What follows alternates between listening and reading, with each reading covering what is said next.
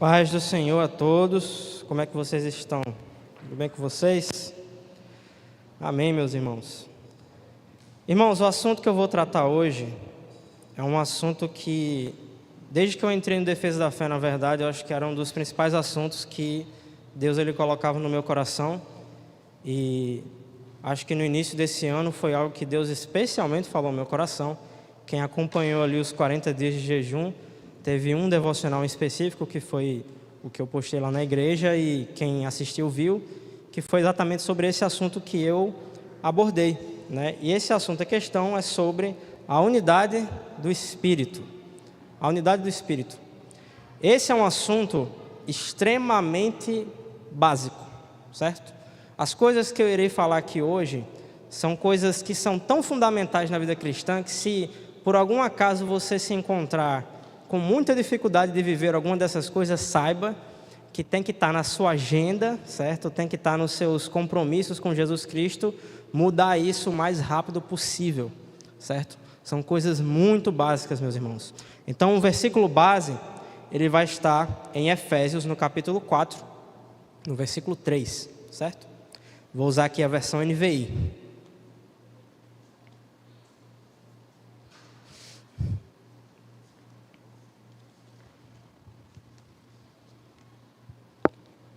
Amém.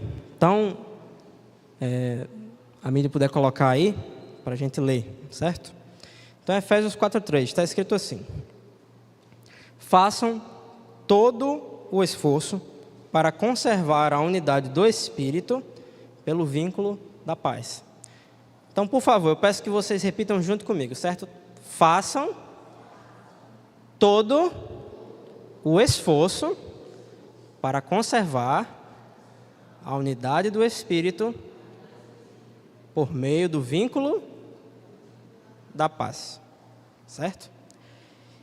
E é interessante quando Paulo fala isso, porque quando a gente lê essa passagem, eu acho que às vezes a gente pode deixar passar a gravidade do que é que está sendo dito aqui, certo? Numa leitura inicial a gente passa desapercebido. Note que ele está falando para você fazer todo o esforço. Não é um pouco de esforço. Não é quando possível. Você tem que fazer isso o tempo todo. Quando você pisa na igreja, você tem que fazer todo o esforço para conservar a unidade do Espírito por meio do vínculo da paz. Quando você está na sua casa, você tem que fazer todo o esforço para conservar a unidade do Espírito pelo vínculo da paz. Quando você está no seu trabalho, é a mesma coisa. Quando você está na rua, é a mesma coisa. Então é uma coisa que você tem que fazer o tempo todo, certo? E se a Bíblia fala que é o tempo todo, significa que é fundamental. Significa que você tem que estar pensando sobre isso constantemente, certo? Se você ler os versículos anteriores aqui em Efésios, você vai ver que a carta de Paulo ela é muito instrutiva para novos convertidos. Ele vai falar muito no capítulo 2 sobre o propósito da salvação, certo? No capítulo 3, no capítulo 4, ele vai começar a dar instruções práticas da vida cristã. E no capítulo 4 ele vai começar falando: rogo-lhes que vivam de maneira digna da vocação que receberam. Ele está falando sobre um propósito geral da sua vida como crente. Então é um assunto muito fundamental, certo? Então a unidade, o que é a unidade, certo? A unidade é o oposto da desunidade. Óbvio, né? Mas o que é que a Escritura fala a respeito da desunidade, certo? Tem outra passagem também que eu acho muito importante que nós tenhamos em mente, que é Tiago, capítulo 3, versículo 16.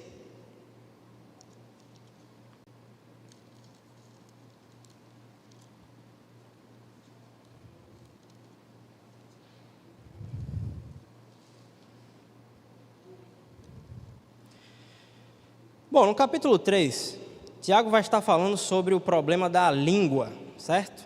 Como ela é complicada, como a língua é complicada no ser humano, né? Como ela é capaz de tocar fogo, no mau sentido, não no bom sentido, né? Não é unção, não. É fogo do inferno, quando ela não é controlada, certo? Quando ela é dominada pela carne. E aí, ele vai discernir aqui os dois tipos de sabedoria que existem, né? Ele vai falar sobre a sabedoria carnal, a sabedoria mundana, e ele vai falar sobre a sabedoria dos céus, certo?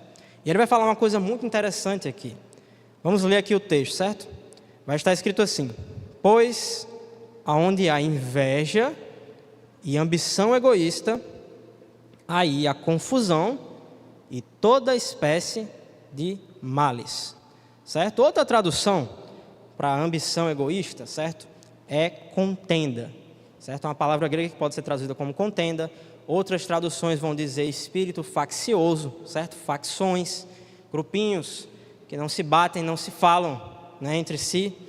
E ele vai dizer que se você consegue observar essas duas coisas em qualquer lugar que seja, certo? Se você vê em algum lugar inveja e contenda, divisão, briga, certo? Se você vê essas duas coisas em um lugar, você sabe que ali o diabo tem capacidade de operar todo tipo de obra maligna. Repitam comigo, todo. É todo tipo de obra maligna, certo? Não é um tipo apenas. Então você tem que parar para perceber o quão sério é o que a Escritura está falando aqui. Será que você vê isso e você leva isso realmente a sério?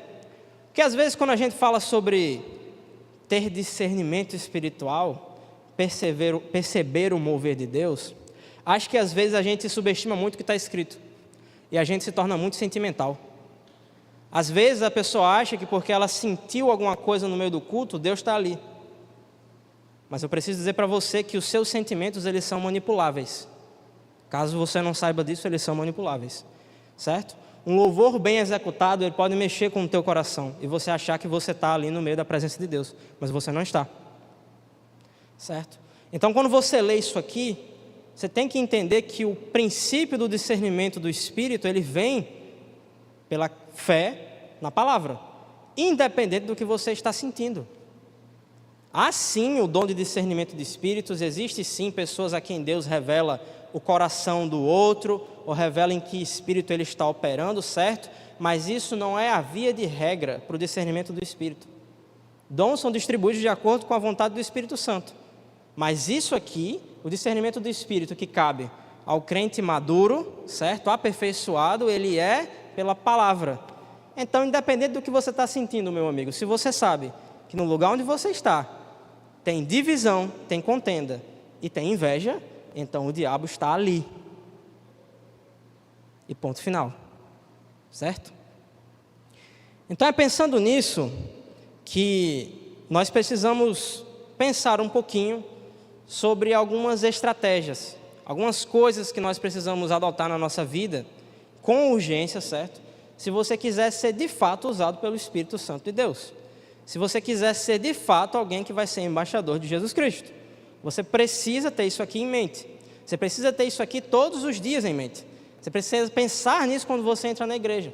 Mais do que, por exemplo, tocar aqui bateria, como eu e o Marciano tocam algumas vezes, ou as pessoas que cantam aqui em cima, ou o pessoal da mídia, que vai mexer no notebook ali na mesa de som, nós precisamos entender que seja lá qual for o serviço eclesiástico que você vai fazer, você tem que ter estes princípios em mente, certo? Se você não tiver isso em mente, você pode ser extremamente capacitado, tecnicamente, você pode ser o cara que leu a Bíblia 20 vezes, não vai fazer a menor diferença.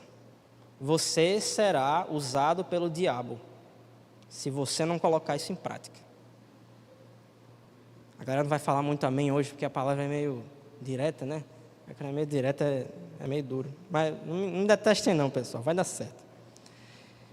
Então, primeiro ponto, certo? Eu trouxe 3 pontos aqui, certo? Para a gente pensar a respeito desse assunto. O que é que eu posso fazer para melhorar? Como é que eu posso ser um promotor da unidade do Espírito Santo de Deus?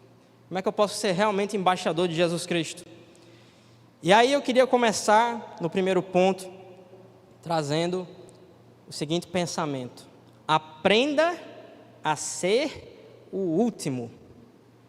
Aprenda a ser o último. Muito importante. Então abram na carta, na terceira carta de João, 3 João, capítulo 1, só tem um capítulo, certo? Nos versículos 9 a 10, é o que nós vamos ler. Vamos lá. Versículos 9 a 10.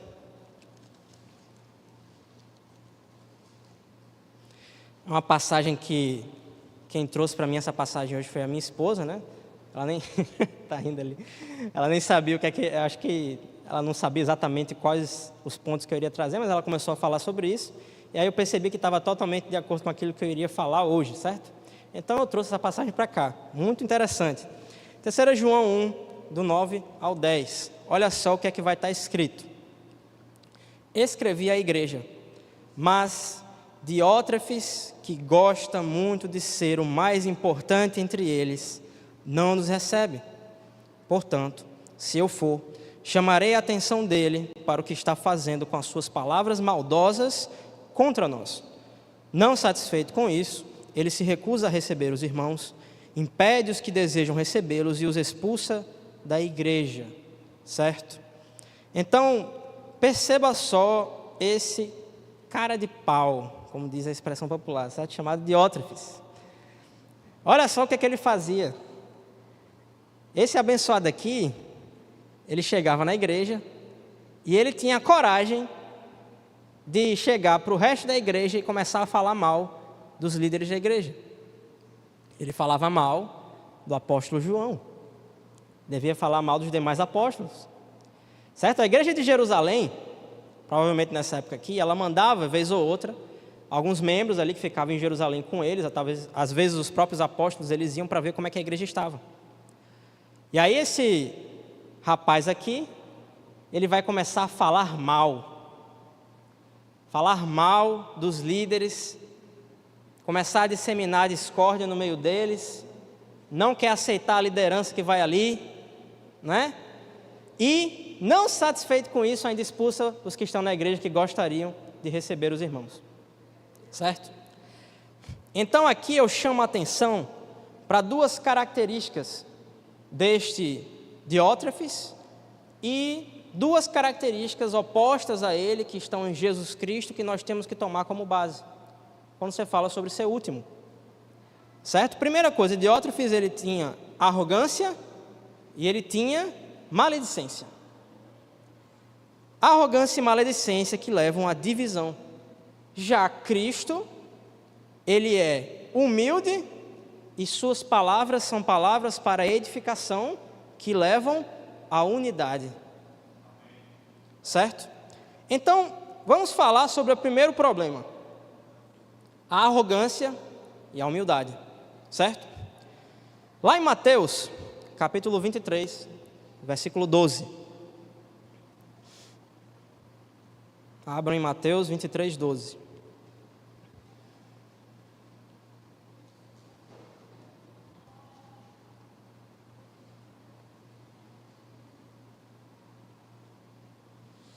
Está escrito assim: pois todo aquele que se exaltar será humilhado, e todo aquele que se humilhar será exaltado.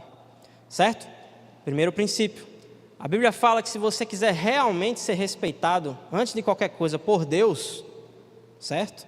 Se você quiser realmente ser grande, primeiro você tem que se humilhar. Note, não é o ditado popular aqui que muita gente usa, né? Os humilhados serão exaltados. Não necessariamente, certo? Não necessariamente porque você foi humilhado, você será exaltado. A Bíblia está dizendo que se você tiver a iniciativa de se humilhar, aí você será exaltado. Certo? Então você tem que ser essa iniciativa, você tem que ter essa postura, certo?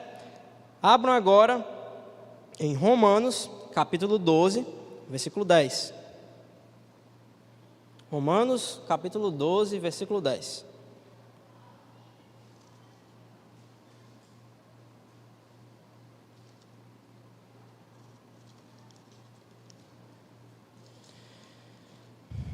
Está escrito assim: dediquem-se uns aos outros com amor fraternal, preferindo dar honra aos outros mais do que a vocês. Então, primeira coisa, humildade.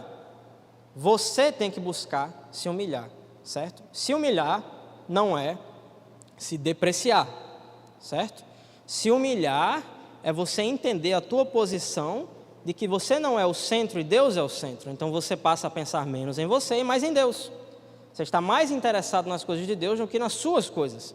Está mais interessado nas coisas de Deus do que na sua própria opinião. E aí ele vai dizer mais, em Romanos ele vai dizer: procure dar honra aos outros. Por que procure dar honra aos outros? Porque a Escritura vai ensinar para a gente, principalmente em Jesus Cristo, e Paulo também vai ensinar isso em 2 Coríntios, certo? Acredito que no capítulo 10, vai falar que a honra que realmente importa é a honra que vem de Deus para você. E essa honra você não pode comprar de Deus, você não pode barganhar com Ele. ela é dada àqueles que andam de maneira aprovável, certo? Aprovada. Paulo vai falar sobre isso em 2 Coríntios, haviam algumas pessoas ali, uns tais de super apóstolos, certo? Que se recomendavam a si mesmos, que ficavam se comparando uns com os outros, para ver quem tinha mais unção. Aí Paulo vai dizer o quê? Não é aprovado aquele que se recomenda a si mesmo, mas aquele a quem Deus recomenda. Então você não deve buscar dar honra a você mesmo. Busque dar honra aos outros. Não se preocupe com você não. Quem se preocupa com você é Deus. Se Deus honrar você, as pessoas vão ter que reconhecer você, certo? De um jeito ou de outro. Então, em Filipenses, vamos agora para Filipenses, capítulo 2, versículo 3. Também é uma passagem conhecida.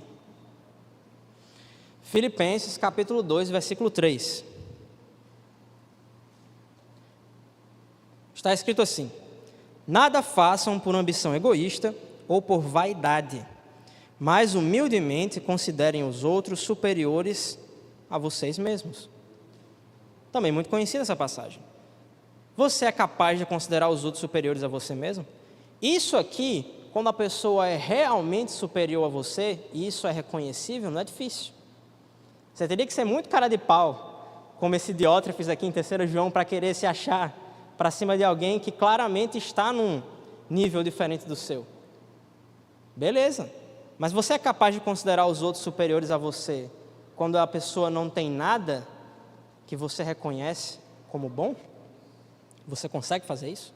Porque isso é uma métrica muito boa para você analisar, certo? Então, precisamos colocar isso em prática também.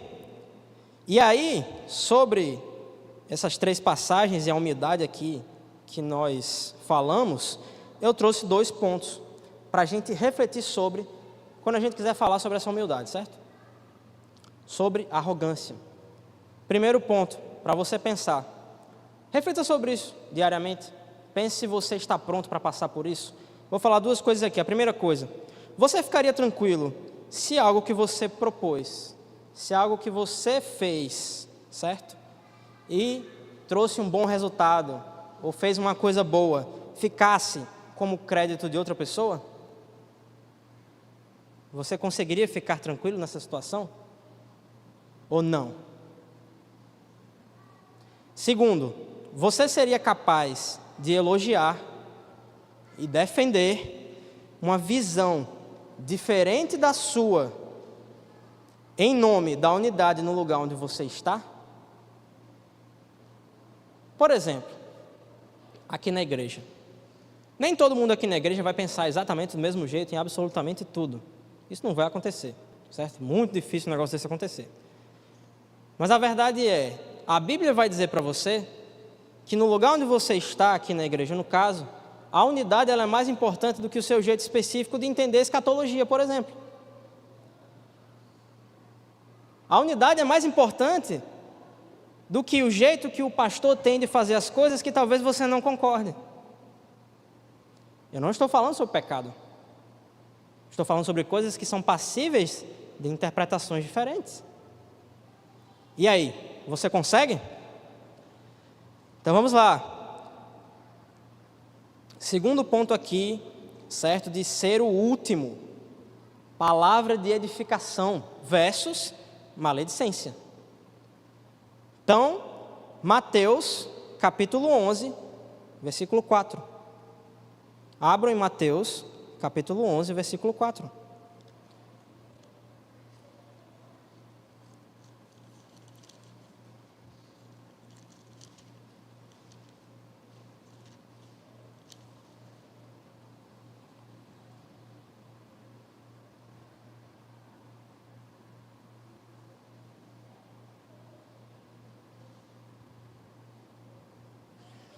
Ih, pessoal, perdão. Não é capítulo 11, versículo 4, não. Calma aí.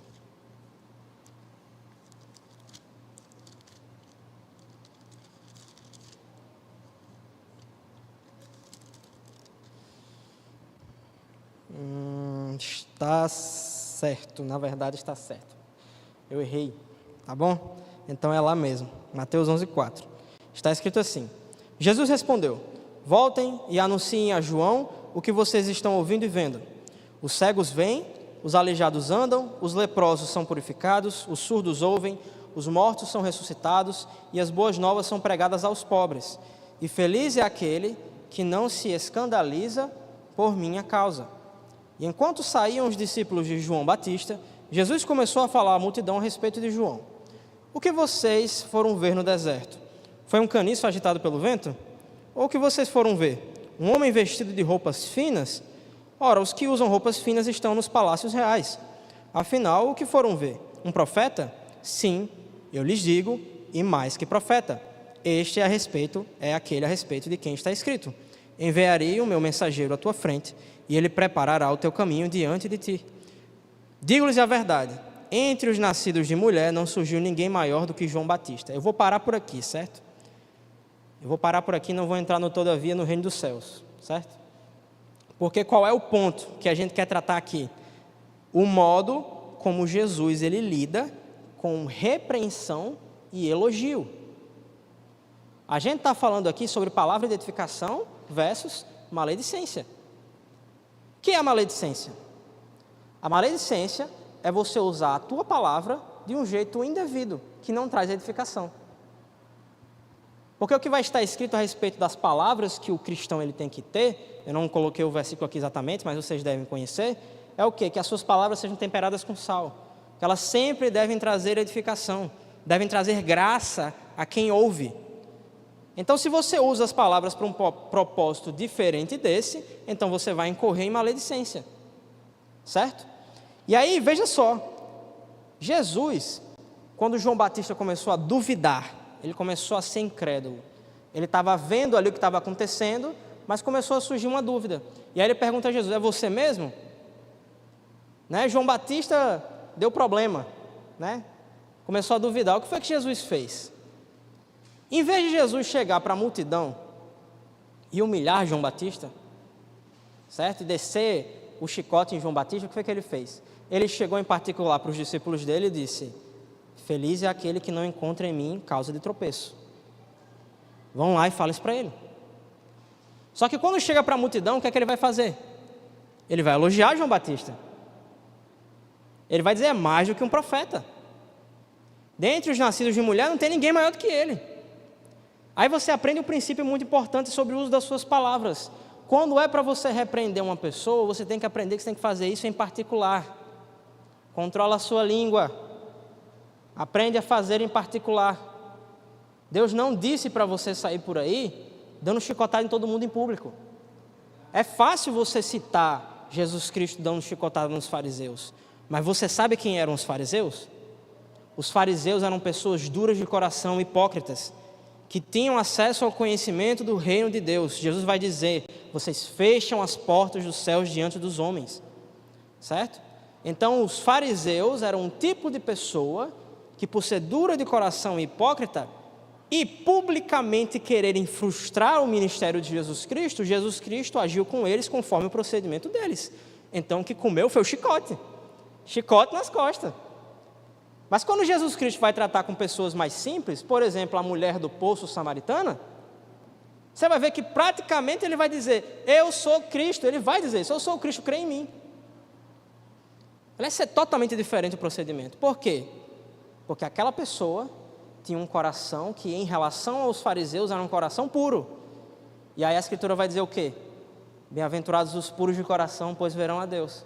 Então Cristo foi lá e disse claramente para ela: eu sou Cristo, crê em mim.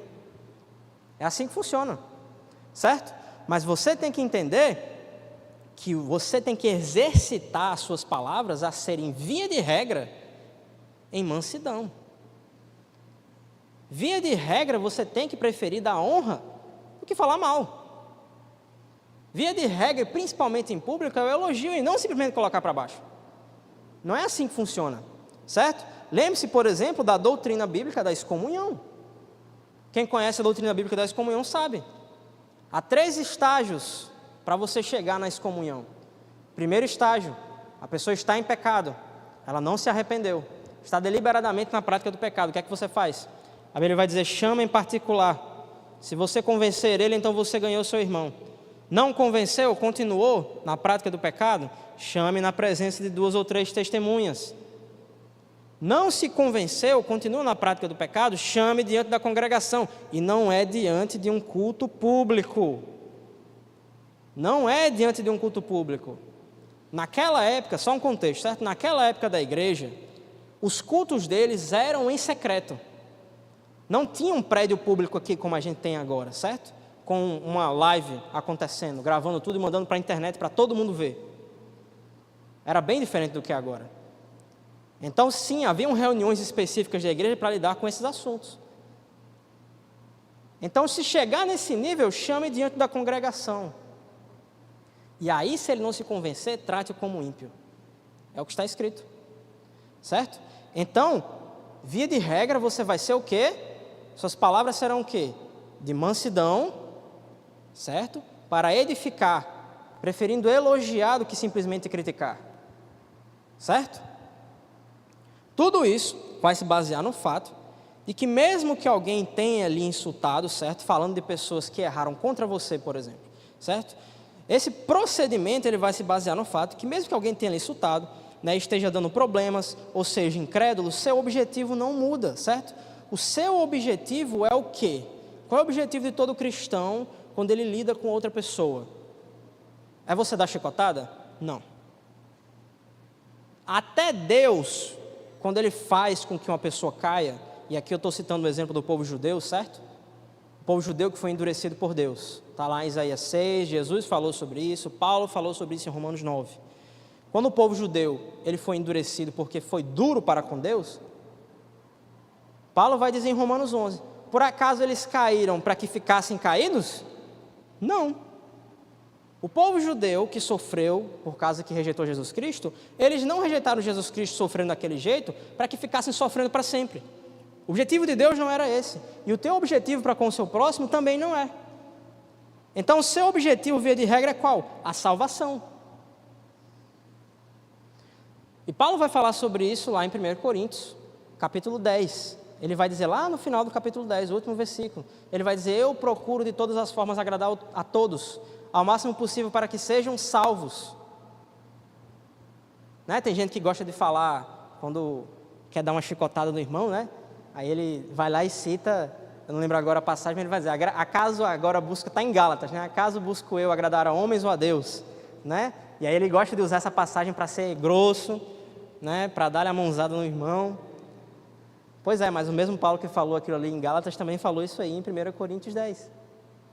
Então a tua via de regra tem que ser essa, certo? Palavras de edificação. E agora vamos para o segundo ponto geral da palavra de hoje, certo? Primeiro eu falei sobre ser o último, o menos importante. Agora eu preciso falar sobre um outro ponto. Aprenda a perdoar. Aprenda a perdoar. E você tem que aprender a perdoar, não é segundo o mundo fala que é perdão, não. O conceito de perdão do mundo é muito insignificante. Você tem que aprender a perdoar a maneira de Deus, certo? Então, você é capaz de perdoar ao modo de Deus uma pessoa que cuspisse no seu rosto?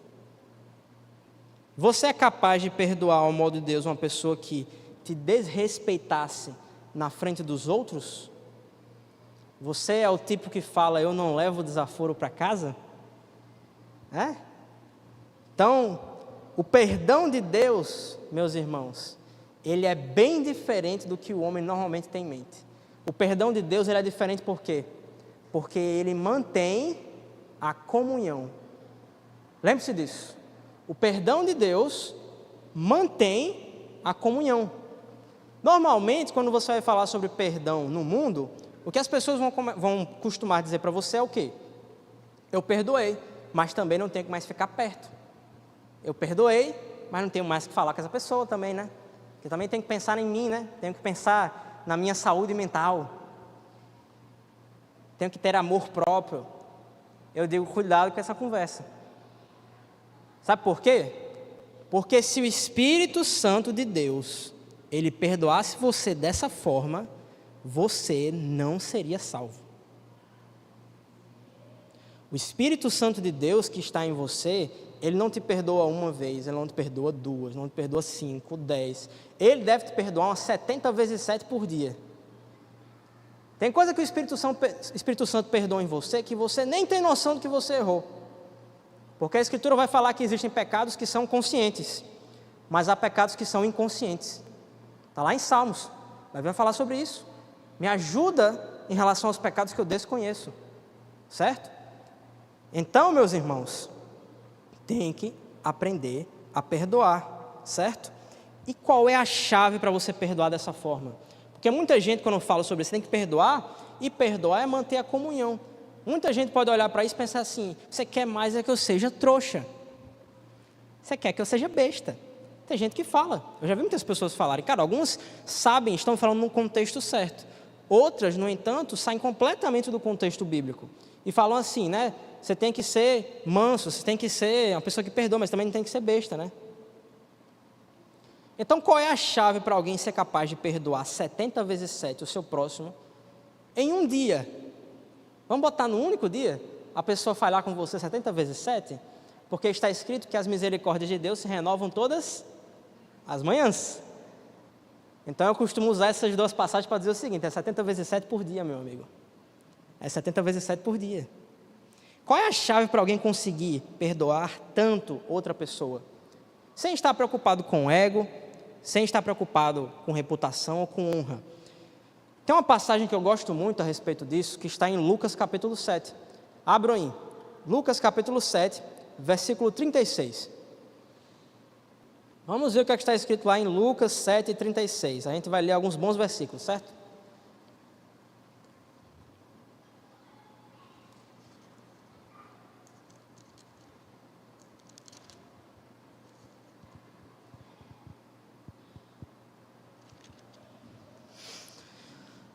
Aqui vai estar descrito o episódio onde Jesus é ungido por uma pecadora, certo? Está escrito assim: convidado por um dos fariseus para jantar, Jesus foi à casa dele e reclinou-se à mesa. Ao saber que Jesus estava comendo na casa do fariseu, certa mulher daquela cidade, uma pecadora, trouxe um frasco de alabastro com perfume e se colocou atrás de Jesus a seus pés. Chorando, começou a molhar-lhe os pés com suas lágrimas, depois os enxugou com seus cabelos, beijou-os e os ungiu com perfume. Ao ver isso, o fariseu que o havia convidado disse a si mesmo: se este homem fosse profeta, saberia quem nele está tocando e que tipo de mulher ela é, uma pecadora. Então lhe disse Jesus: Simão, tenho algo para te dizer. Dize, mestre, disse ele: 2 homens deviam a certo credor. Um lhe devia 500 denários e o outro 50.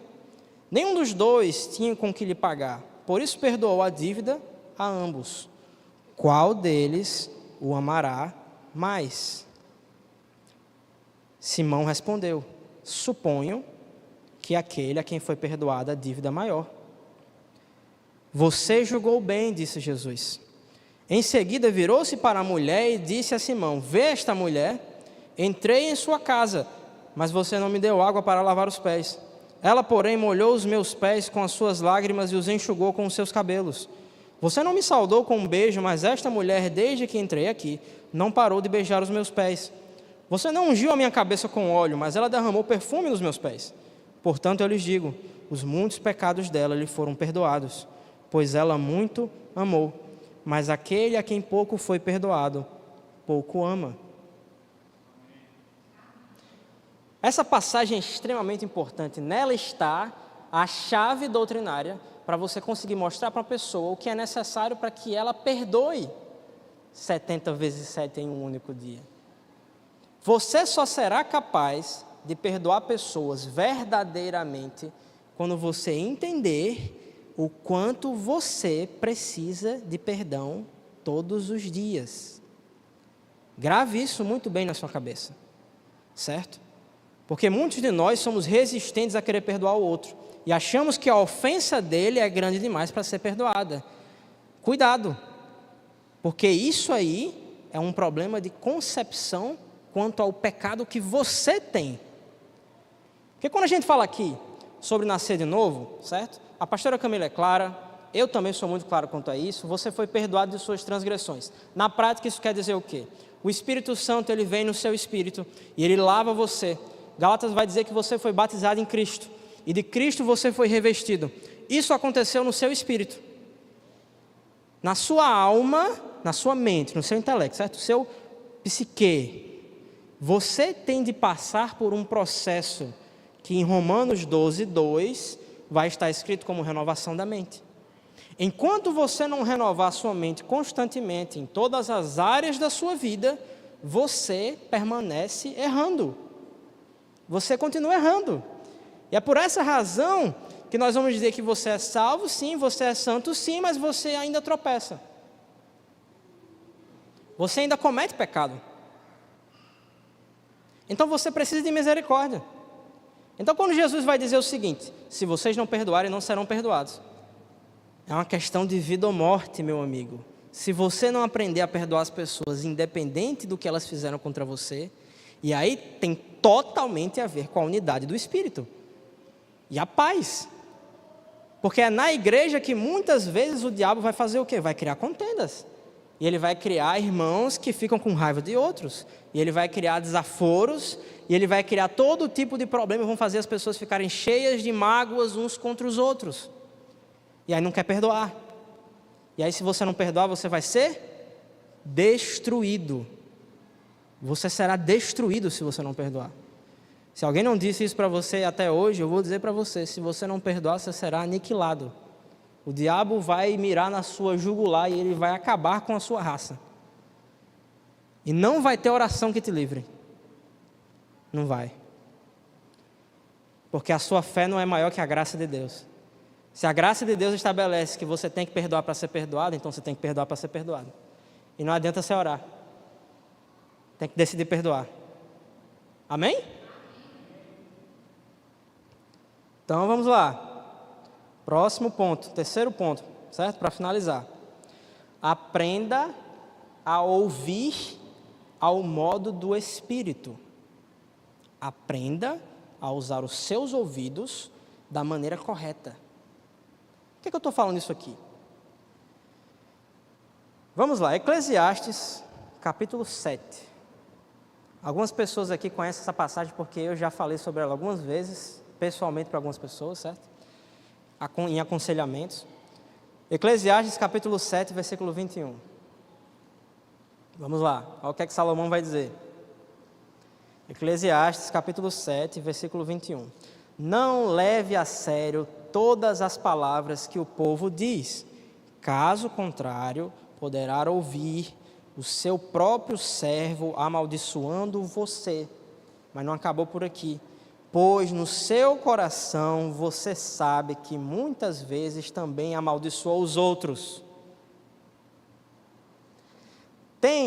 A gente já falou sobre isso aqui anteriormente, certo? A questão da língua lá em Tiago capítulo 3. E como ela é problemática. Você tem que ter uma luta para controlar a sua língua. Só que você também tem que ter uma luta para controlar o seu ouvido. Porque a verdade, e eu já vi isso acontecer, infelizmente, é que às vezes a gente confunde o discernimento do Espírito, certo? O Espírito revelar a intenção de outra pessoa com sua própria paranoia e desconfiança. Você confunde. E aí você começa a virar o quê? Você começa a virar o... Como é que é o nome do rapaz lá do Metaforando? Daquele canal lá do cara que interpreta as microexpressões faciais das pessoas e gestos, e aí ele consegue dizer todas as intenções por trás da pessoa com base naquilo que ela faz, né? E aí a gente vira uma espécie de metaforando da vida. A gente olha assim para as pessoas e quer perceber tudo que elas fazem. Percebe cada palavra, cada detalhe, cada entonação de palavra, cada gesto, microexpressão facial. E pensa que você é o cara, porque você discerne o coração das pessoas. Porque essa pessoa aí, cuidado com ela. Não porque ela falou de tal jeito, um negócio ali, fez um gesto ali ou outro, eu não gostei não. Acho que ela tem segundas intenções. Cuidado. Muito cuidado com do modo como você tem ouvido as coisas. Porque se você começar a ficar dessa forma, prestando atenção demais em tudo que as pessoas dizem, né? Porque você quer discernir as intenções dos outros, você vai acabar percebendo os podres das pessoas, só que tem um problema. Você também está cheio de coisa ruim. Você também falhou 500 vezes falando dos outros. Você também erra no seu coração quando você pensa mal dos outros. E aí, você vai conseguir permanecer quando você discernir a falha nos outros, quando você discernir a intenção errada dos outros, quando Deus ele mostrar o coração da pessoa para você, você tem maturidade e capacidade de lidar com essa revelação? Buscando a edificação da pessoa? Não odiando ela no seu coração? Não amaldiçoando ela no seu coração? Porque se você não tem essa capacidade, eu vou dizer para você, dificilmente o Espírito de Deus vai revelar esse tipo de coisa para você. Você vai permanecer no seu achismo. E aí você vai criar o quê?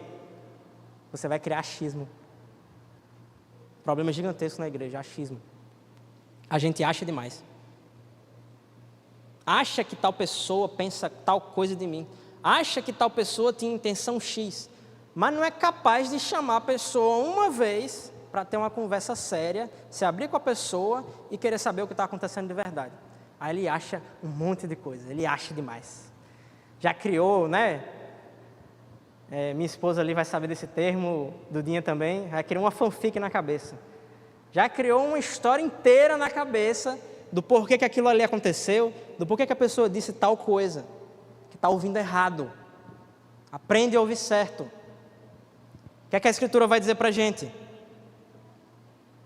Está lá em 1 Coríntios, capítulo 13, versículo 5. 1 Coríntios 13, 5. Princípio básico quando você vai ouvir uma pessoa, ou você vai criar pensamentos a respeito de alguém. Você tem que ter isso em mente. 1 Coríntios 13, 5. Coloca aí não maltrata, não procura os próprios interesses, não se ira, mas o mais importante, não guarda rancor. Sabe o que esse termo quer dizer no original em grego? Ele quer dizer não faz registro, não anota, não faz registro dos males, dos maus, das coisas erradas que foram feitas. Lembra o que eu falei sobre aprender a perdoar? Quando Deus perdoa você, Ele esquece das tuas transgressões, Ele deixa para trás. Por isso Ele continua com você. Porque se tua transgressão não fosse verdadeiramente apagada, tu não podia permanecer em comunhão com Deus. O sangue de Jesus teve que apagar a tua transgressão. Por isso Ele mantém a comunhão. Então quando você vai ouvir as pessoas, né, o princípio por trás desse não faça registro é o quê? Não pense mal. Não é para pensar mal dos outros. Procure pensar bem dos outros. Procure ser como Deus, que quando olha para você, Ele vê o que você poderia ser se você fosse espiritual, se você fosse arrependido de verdade. Ele vê o que você poderia ser. Ele vê o que as pessoas que estão no mundo lá fora poderiam ser se elas crescem. Ele viu o que vocês seriam antes de vocês serem. Então sejam dessa forma quando vocês forem pensar sobre os outros. Não fiquem fazendo registro das coisas. Não use o quanto a pessoa vacilou com você para querer criar a ficha dela. E agora toda vez que você vai falar com a pessoa, você já tem a imagem dela na sua cabeça, já é uma imagem ruim. Isso aí não presta não. Isso aí não presta não. O que é isso, meu irmão? Não pode ser assim. Você não terá capacidade de ser um agente promotor da unidade se você não adotar essas coisas. E eu vou dizer, é difícil pra caramba. É mais fácil eu chegar aqui e falar de escatologia. É mais fácil eu falar sobre pré-tribulacionismo. É mais fácil eu falar de revelações profundas, né, da palavra de Deus, do que falar sobre isso aqui. Mas isso aqui, meus irmãos, é extremamente básico. Se você não vive isso na sua vida, você tem que correr para viver, urgentemente. Não existe nenhuma igreja em lugar nenhum do mundo que tenha condição de crescer no Senhor. Não é crescer meramente de maneira superficial. Crescer de acordo com a vontade de Deus, se ela não está pronta para colocar em prática isso aqui. E eu não falei tudo o que tem para falar. Tem mais coisas para falar a respeito da unidade do Espírito. Mas se você quiser ser promotor de paz, vamos recapitular. Aprenda a ser o último. Humildade, palavra de edificação e não para destruição. Certo? Aprenda a perdoar, segundo a maneira do Espírito. Se arrependa. Aprenda a se arrepender. Aprenda a reconhecer o quanto você precisa de misericórdia. E 3, aprenda a ouvir. Pare de querer achar as coisas. Aprenda a ouvir corretamente. Amém? Então o louvor pode subir. Vou orar para nós finalizarmos. Amém. Pai, em nome de Jesus, eu agradeço, Senhor, pela oportunidade que nós tivemos aqui de ouvirmos a Tua palavra e de nos lembrarmos, Senhor, do modo como o Senhor deseja que as coisas sejam em nossas vidas. Pai, em nome de Jesus, eu oro para que o Senhor possa desfazer a dureza do nosso coração, que o Senhor possa quebrar todo espírito de desunidade. Em nome de Jesus, Pai, que o Senhor possa nos tornar pessoas aceitáveis aos Teus olhos, pessoas que vão ser santas, e santidade também tem a ver com isso, Pai. Em nome de Jesus, que aonde quer que nós formos, fora daqui, a gente sair dessa porta, nós possamos promover a unidade, da maneira que o Senhor deseja, da maneira bíblica, Senhor, muito além do nosso sentimento, que nós possamos exercitar os nossos sentidos, exercitar a nossa mente, o nosso raciocínio, para raciocinar ao modo do Espírito, para pensar ao modo do Espírito, para perdoar segundo o modo do Espírito, para amar segundo o modo do Espírito, para falar segundo o modo do Espírito. Em nome de Jesus, Senhor, nos abençoe e nos edifica nessas áreas.